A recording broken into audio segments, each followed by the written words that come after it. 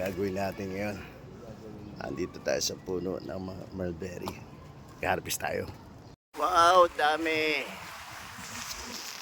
It's the season again. Marami kasi mukhang hindi yata alam. Wala nag-harvest. Yan, dami. Yun.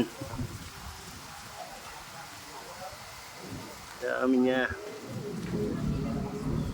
Mulberry. Sarap yan, guys. And basta berries, healthy and healthy. Yan. Sarap. Let's go. Uy, ako hindi ikaw Harvest? Mga agaw pa tumatandan to. Oh, Yun, ito, dito. Yun Yun, gaya-gaya. Sarap. Uy! Uy! Pagka lalapit dito. Grabe manguha eh. Yun Loko. Ay, sorry. Malalaglag. Nagbitaw sa ano eh. Sa video. Ay, hindi aabot. Ang dami itim mo. Tamis pag ano eh. Yung overripe na eh.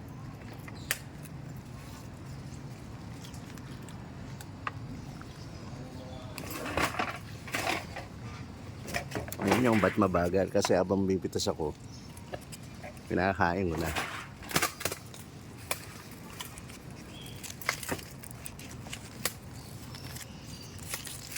Ayun, black. Yun, yun ang sarap Masarap yan.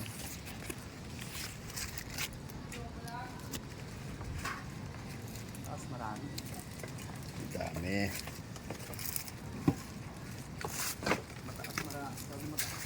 Yun. May nakakita akong vlog sa parang bandang Bataan yata. May farm.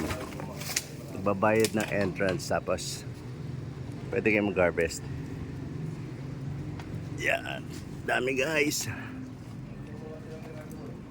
Ayun po. Ang pinamaganda dito, abot lang. Abot natin.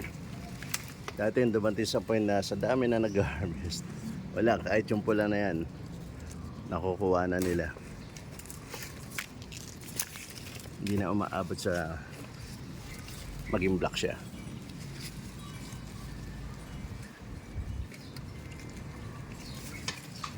Although, nakalimutan ko kung anong health benefit nito. Pero na-google ko na to eh. Healthy.